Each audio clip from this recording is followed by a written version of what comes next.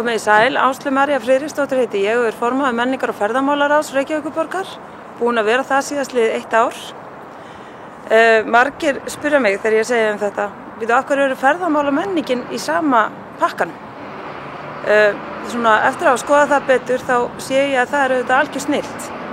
Vegna þess að hér koma ferðamenn í stríðum straumum til að njóta náttúrunnar og landsins og að sjálfsögðu verðum við að hafa sterka menningu til að styðja við það þegar auðvitað stoppi hér í borginni og njóti þess sem að hún hefur að bjóða.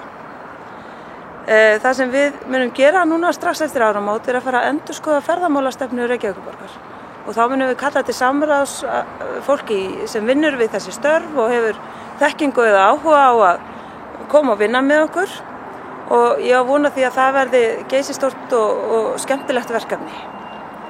Það sem við höfum líka verið að gera er að byggja talsvert upp í borginni. Við höfum til dæmis verið að endurgera Tjarnarbíó gamla sem margir þekkja nú og hafa meðal annars setið á skólabekk í.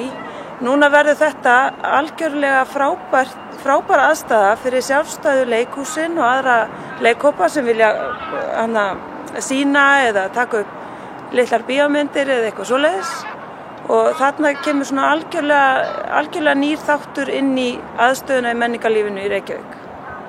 Það sem er svo mikilvægt að við gerum líka fyrir utan að reka okkar eigin stofnanir auðvitað og gera það eins vel að við getum er að styðja við allskis grasrótastarf eins og viðburði til dæmis Airwaves og alþjóðlegu kvikmyndahátíðina og alls konar viðburði sem draga ferðamennina til okkar.